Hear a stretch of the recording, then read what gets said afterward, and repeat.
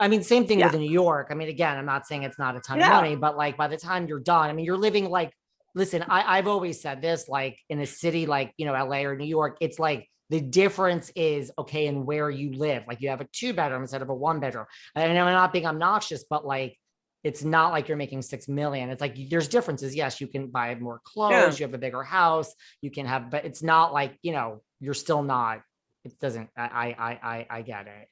But that's where it's like, that's where people don't feel like you're starting off with a job where you could have it for years, technically. If So, she's paying $10,000 a month rent, okay. but that's where it's like, well, why don't, you know, what is wrong with a 1-bedroom? Like, I'm sorry, like, you know, I'm But saying this to her. but wait a minute. Even like a, I mean, okay, she could get a 1-bedroom, but a 1-bedroom in a nice area that's a decent size, whatever, she's going to be paying at least $5,000 a month. That's what I was going to say. Yeah. Yeah. Okay. So $60,000 a year, right?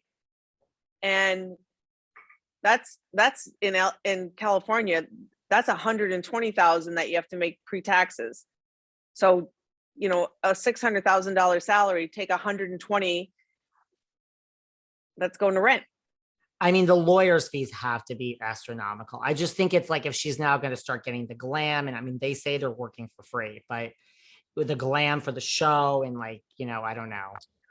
That's where it's like, maybe you don't need this. Like, I mean, what a great storyline if she did go move into a small 1-bedroom and traded in the Range Rover for like, I mean, this could be. Why hasn't someone stepped up and given her like crisis management, like a fixer, and said, That's what I listen, said. you are going about this all wrong. You could turn it around. People liked you. You are a little sassy. You have all this. I mean, you don't have that career anymore, but you could find your niche.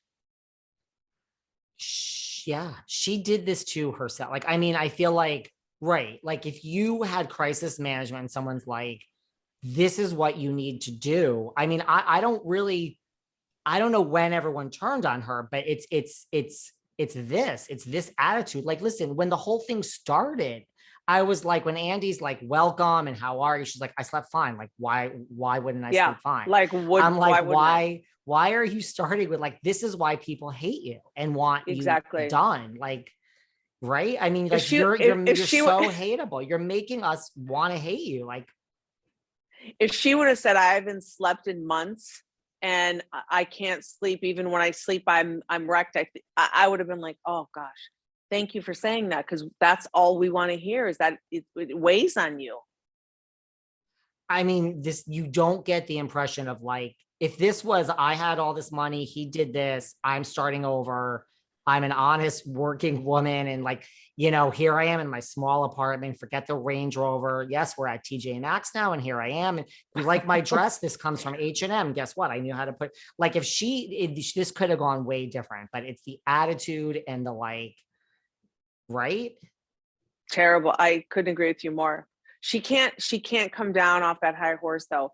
And that really is a character flaw of hers. Honestly, she really, I think she's just a narcissist. I think she really is a true narcissist. You do.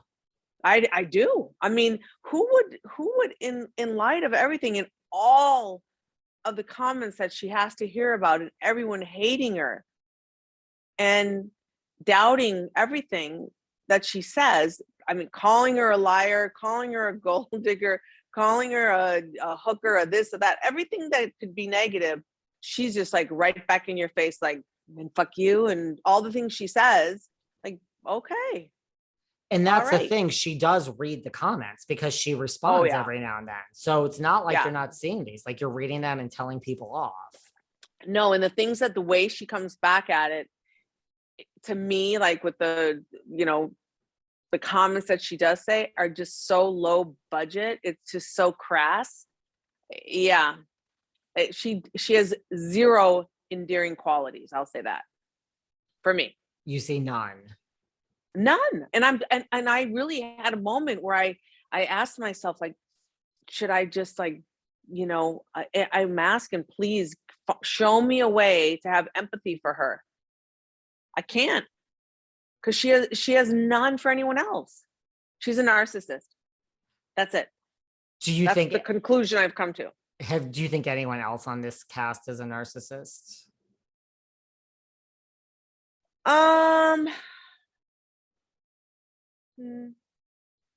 Nah, not like that. Nowhere near like that. No.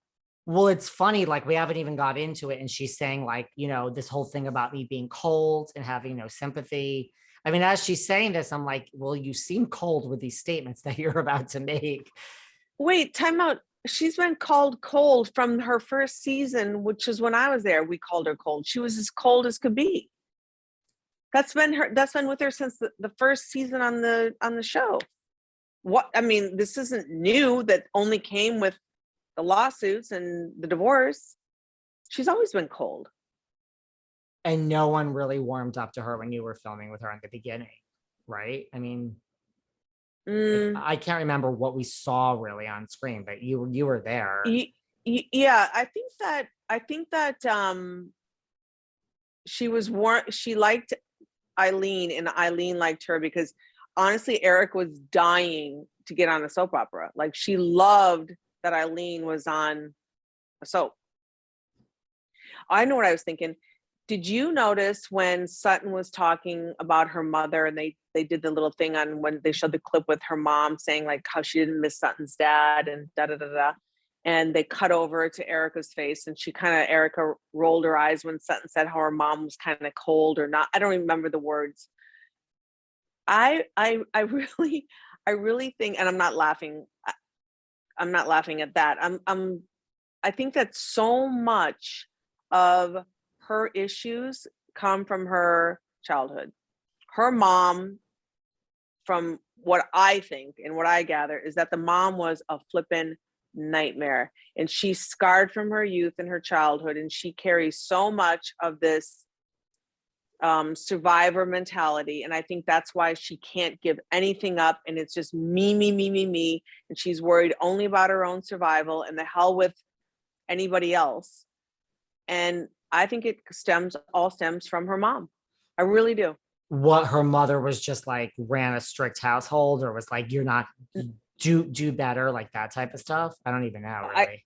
I think her mom wanted to be like a soap opera star or something, or on television, and wanted a career.